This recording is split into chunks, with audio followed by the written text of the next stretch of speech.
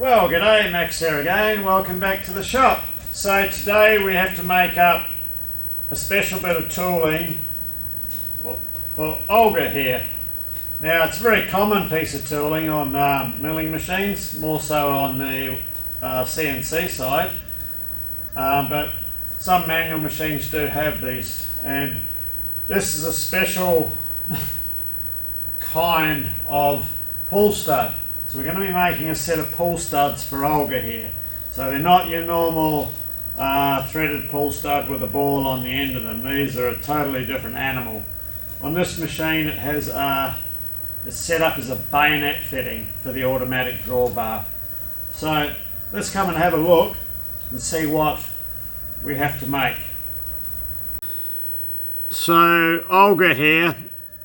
Well, if you're new to the channel, this is a Stanko import 6T83W milling machine, and you cannot operate the machine unless it has that blanking plug which I just managed to blur out in the horizontal spindle. Will not let you power up anything. So that's controlled by this electric motor here on the rear, and this switch here. So that's to suck the drawbar in and pull the tool in, and if you click it this way it'll release the tool. So let's get our blanking slug out and we'll show you this really bizarre type of pull stud.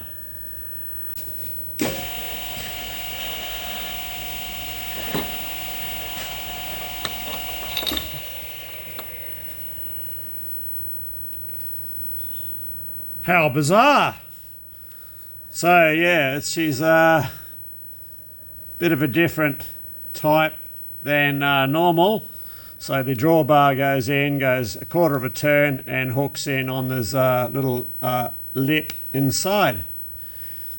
So this is the only one that I've got. So I have to swap this over for every tool change that I do, which is becoming starting to wear a bit thin. So I need to so I'm going to make a run of 10 of them. So if we look inside the spindle bore there, you can just see the end of the pull stud. Let me just try and zoom that in a bit bigger and see if we can get a clearer shot. So you can sort of see there, the end of the, you can see the flats on the side of it. So that goes into the pull stud, and that rotates around quarter of a turn, and then it sucks the tool back into the tapered bore here. That's a 50 taper bore here. So yeah, this is our pull stud exposed. So it has this locking nut on here. That's an M24 by 3mm pitch thread, and of course our internal features to machine. So let's go and find some material, something that will be suitable. There's probably there's only really two types of material that are common that spring to mind. One of them I have here, one of them I do not. So we'll make it out of this stuff here. This is 1.5" TGP 4140. That's 10 ground and polished. So it's in its heat treated state, not normalized or annealed. So we'll get it out of that. My other best option, which I don't have any, I would have to order it in, would be to make it out of an EN25 or EN26 steel. And yeah, that way we can make, I mean, the pull stud isn't hard and I can easily file it, but it's not soft, you know, it needs to have a bit of gumption to it. So I'll get some of this chopped off, and we'll head over to the lathe. Well, we only managed to get 9 out of that length of bar, and in the midst of it, the old saw had a bit of a, well, the saw blade had a bit of a foobar moment, and she cut one of them on a fair angle, so I had to put another blade on. The result of that is we've come up with one slightly short. So that's why I've got these two marked. This one's got a cross on it, but at the end of the day, this part here does nothing. So we'll still get our full complement of thread on it. So it'll still be okay. Right, let's get formulate our plan of attack, how we are going to tackle the machining. So what we're going to do is we're going to use this front face as our reference pretty well. So we'll run all these parts through the lathe and we'll face it. We'll just remove the outer when we face it off. We'll leave that in the middle. The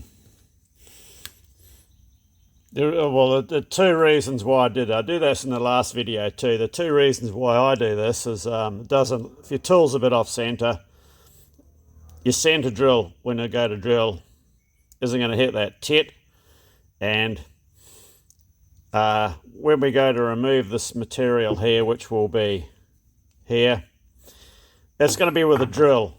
So a drill will remove this material far quicker than a facing operation. That's why I only ever face what's needed. So we'll get them all face to end, then we can stick them in the soft jaws up against the shoulder, and we can turn down the diameter for the thread, and there's nothing stopping us from screw cutting them at that point, as we'll have a good amount of grip on here before we put the slot in. Once that's done, we can turn it over. We can still grip it by the head. We can run our bore through, which will be, the ID will be the width of the slot. Then we'll put it in the mill, we'll cut the slot, and then we'll dream up some sort of a tool so we can get in and cut this internal diameter, which sits behind the slot. So that's pretty well our plan of attack. I mean, at the end of the day, it makes not a great deal of difference which end you start from. You could actually machine this down first, and before you cut the thread on it, grip it, machine all your features here, turn it back round, grip it by the head, and do your threading. Doesn't make any difference really at the end of the day, but we're going to go with the way that we first described, which I think is going to be the better way to go.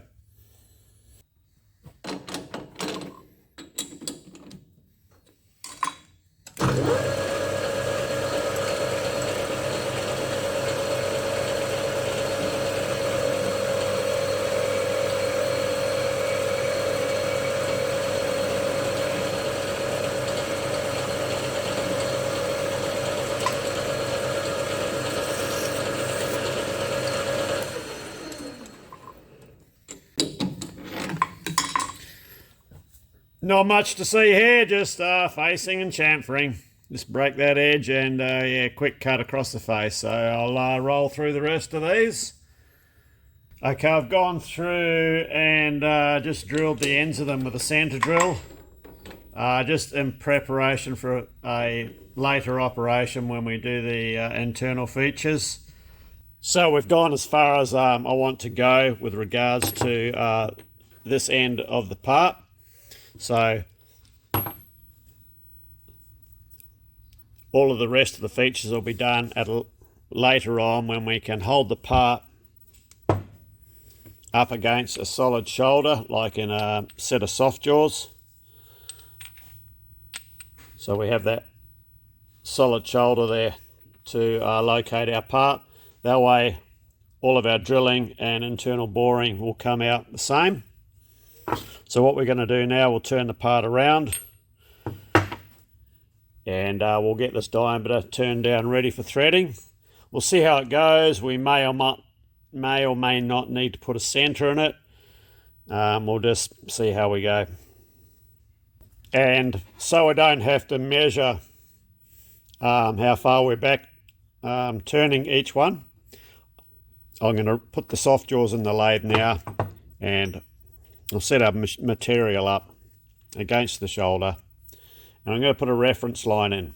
And I'm not going to move my tool, but I'm going to put a reference groove in on all of these, so when we are turning down for this, we're not mucking around measuring them all individually, as all our measurements have to be taken off this face here due to the inconsistent saw cutting, the different lengths.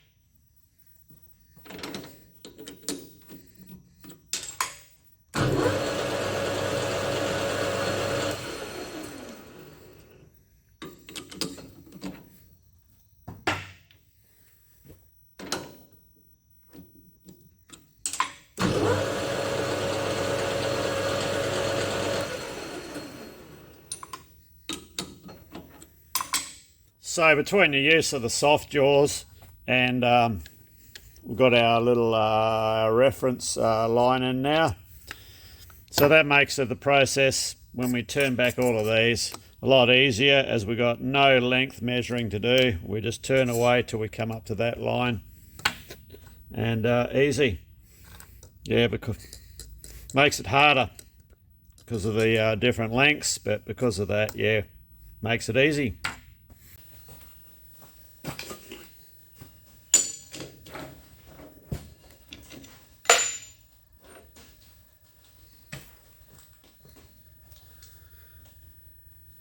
We're just turning down the other part now in preparation for, well, we still have to thread it and do the little end piece on it.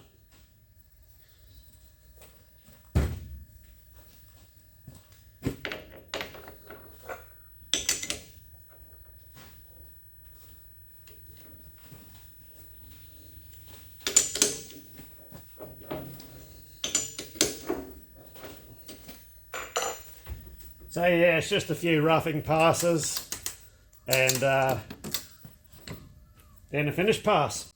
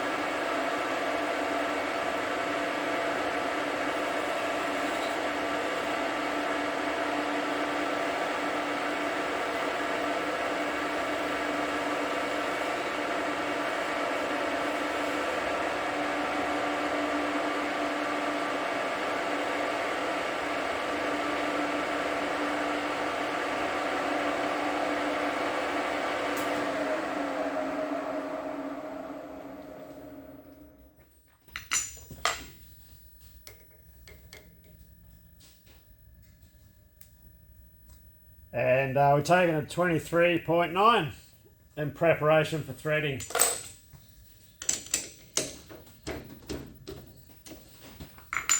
This tool holder seems to be repeating quite well so far. That's a bit warm too.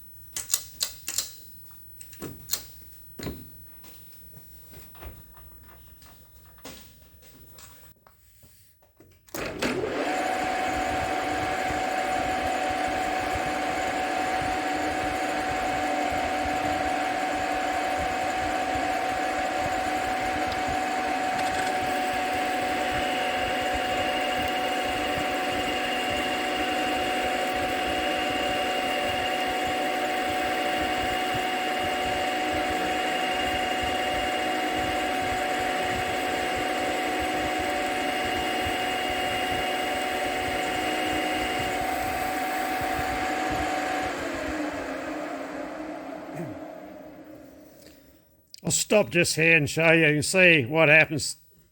The finish gets absolutely trashed with the CNMG holder. It's just because that chip, the initial chip, just dragging its way, but we're not too concerned about it, and as that's the reason why we changed over tooling for our finished cut.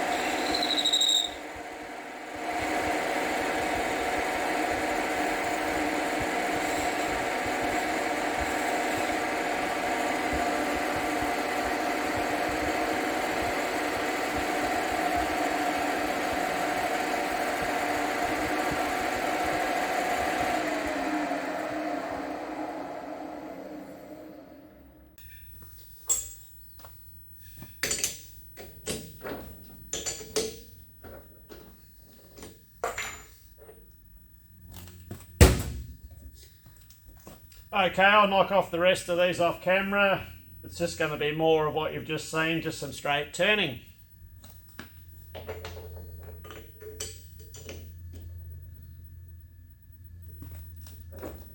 And then we'll bring you back. We might actually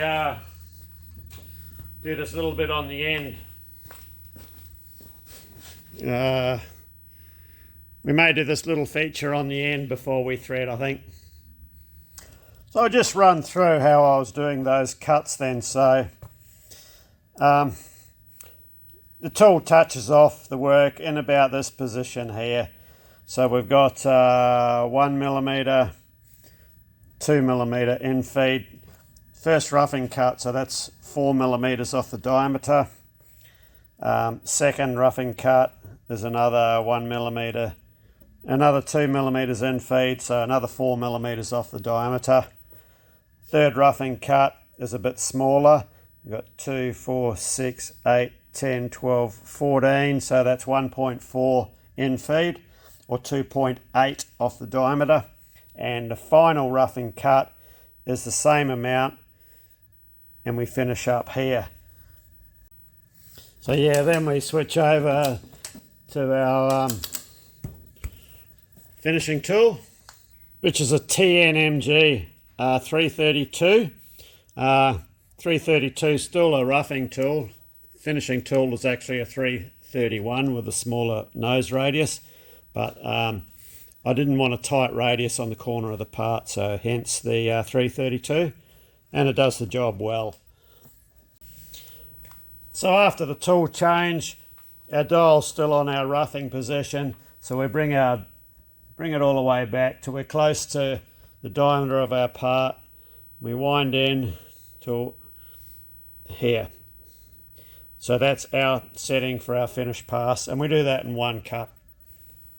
So back a very long time ago, if you see some of those videos of the really old machines, with the old guys running them back in the 30s, 40s, 50s, some of the machines have a movable pointer on the dial here, and I guess that's because back in those days the old Milwaukee texter wasn't invented. They didn't have to draw all over their machines. But I suppose that's all been replaced by DROs nowadays. That's if you've got one. So to date, still really happy with the Olga tool post. It's Italian.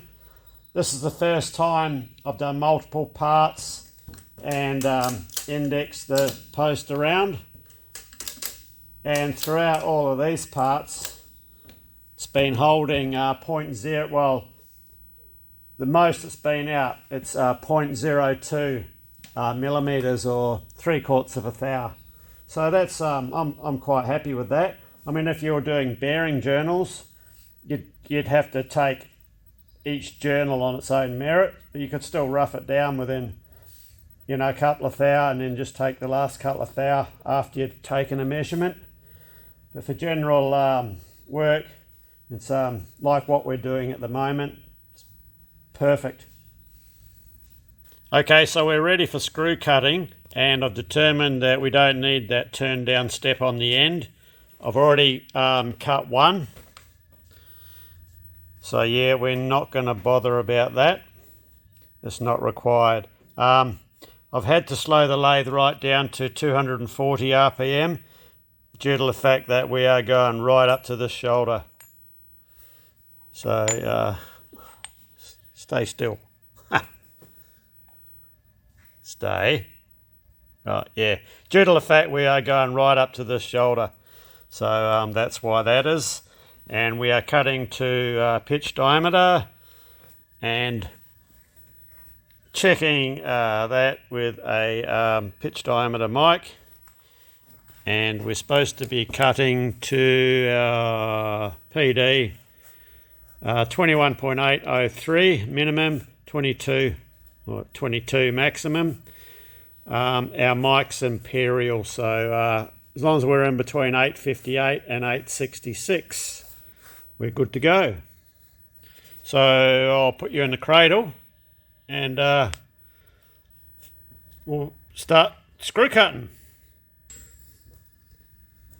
And if you hear me say OF, it's because I've come too close to my previous cut and probably just chipped the insert or crashed into the shoulder. Anything's possible. So I haven't got a thread relief in here. The original manufacturers don't have one either. But their one would have been cut in a production run with a die. That's why they've got away with leaving this part here. So yeah, we'll stop as close as we can to the shoulder so we get the maximum amount of full thread. I could cut a thread relief first, but generally, more often than not, what I find when I do that, quite often you've got to go back in again and touch it up. So for what it's worth, it's just as easy to put it in last. You know, it's 6 of one, half a dozen of the other. So let's crack on.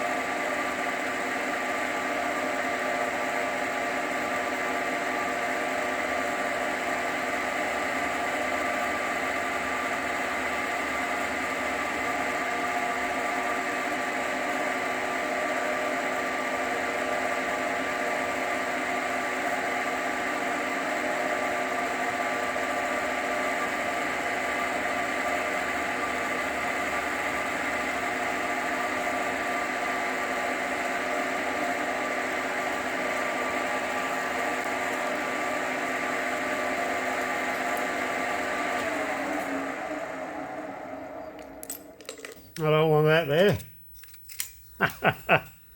Okay.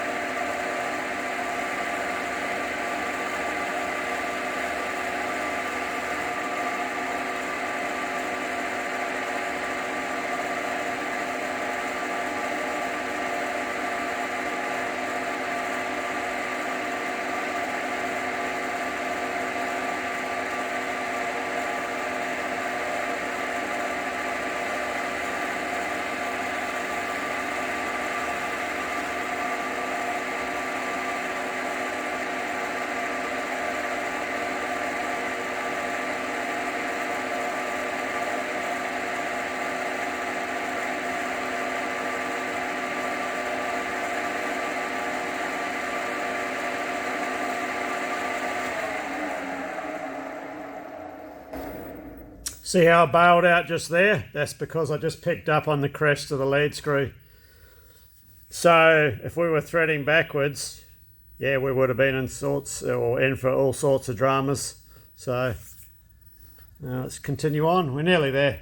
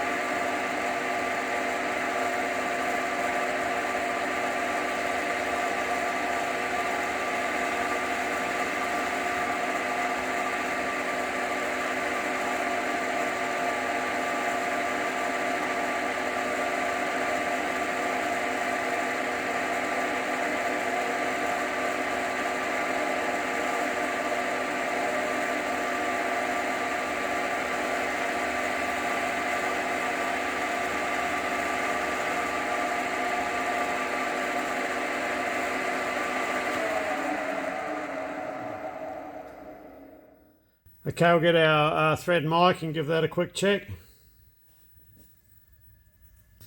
Sorry, I think my camera cut out then. So I just took a spring cut and just went over it with a file and a bit of Scotch-Brite.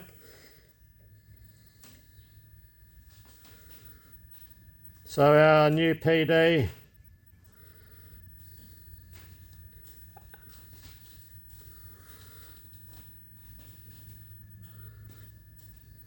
$864, that's what we had before. It didn't actually change.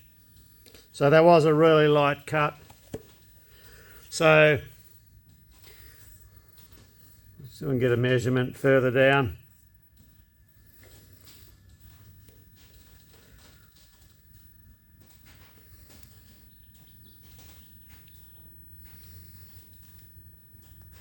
$863. I'll take one more light pass.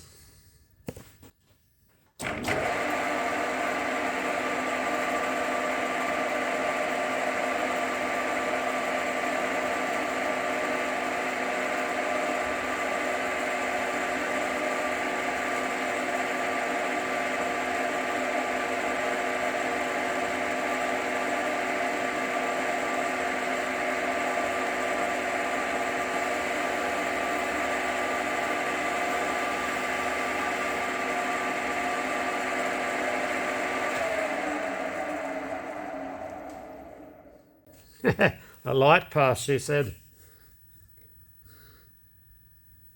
I don't know where the camera's pointing. I can't see it from here. It's on the other side of the machine.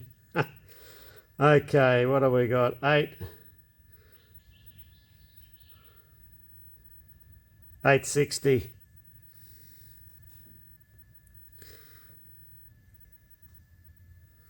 I don't know if you guys can actually see that. We're on 860. So when I do the next one, I'll bring you around to a different position. So we're in a good position on our PD. We're 2 thou bigger than our smallest and 6 thou smaller than our biggest. So that means we'll have a good fit in all of our threading arbors. That's just a bit firm. There's a bit. I'll just run over that again with some Scotch-Brite. You missed that before because the camera's cut out.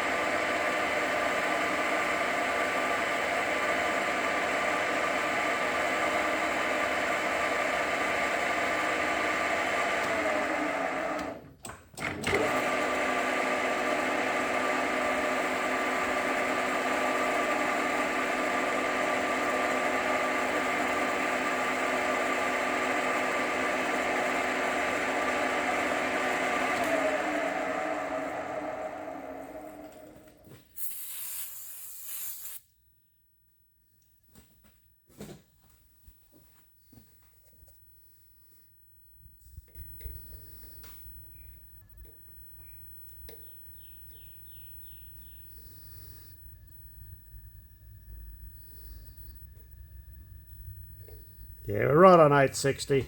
I'll bring you around over here. So the thread mic has a little V-shaped anvil, and these are pitch specific. There's a few different sizes of them. Same with the pointer at the top. So if we get the lower anvil over the crest, a bit tight there.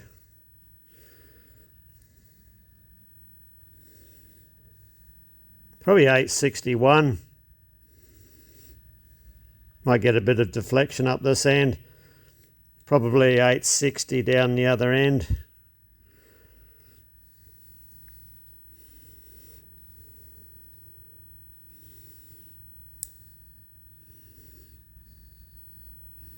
Colour tense over 859. 859 and a half.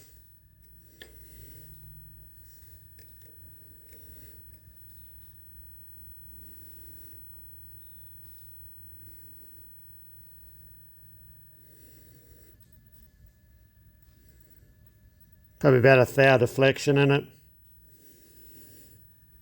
So yeah, we're in a good position with regards to pitch diameter.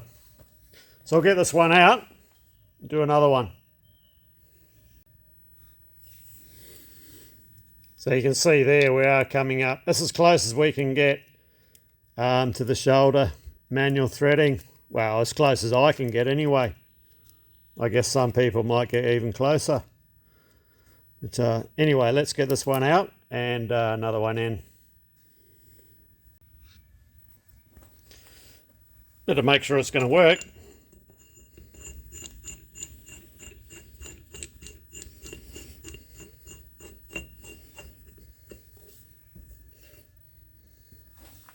That's it.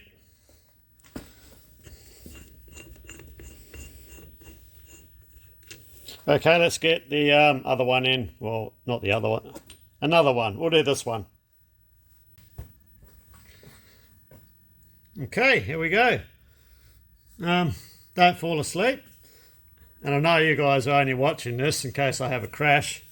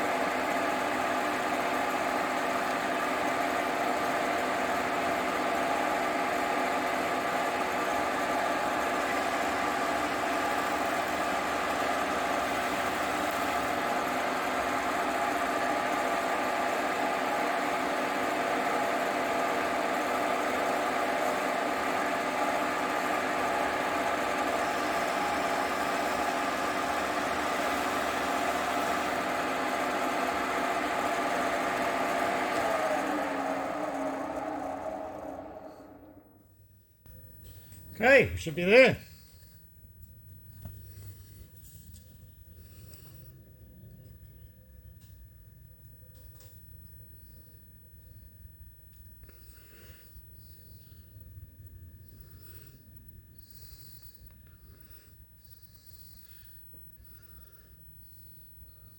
$861.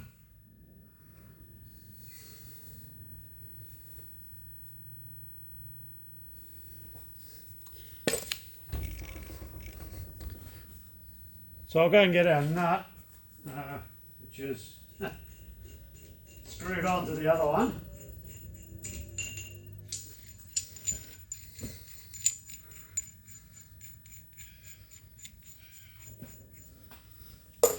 Should screw on.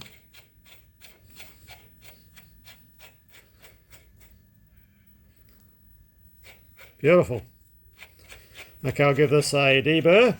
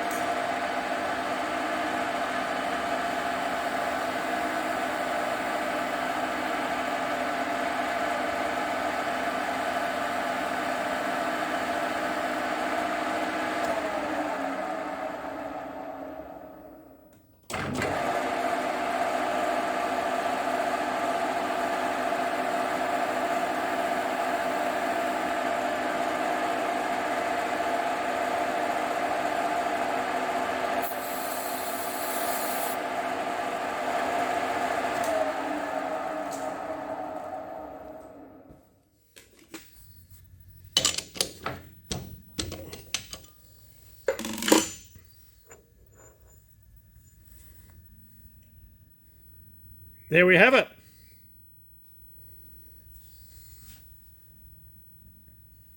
Well, okay, I think we'll bring this one to a close here, as I've got a fair bit in front of me to finish screw cutting the rest of those. And then we've got to look at the internal features of the other, well, what's inside the head of the thing. So that'll be next episode. And we'll have to come up with some sort of tooling so we can actually reach in there to machine the hollow out. We'll see how we go. So yeah, well, we're lucky it's all been pretty uneventful. Well, that's good for me. Probably not good for the viewers. They'll probably like to see a bit of excitement. But I don't want that. Anyway, cheers. Thanks for watching. And yeah, hopefully we'll see you in part 2 of our pull studs for Olga. Cheers.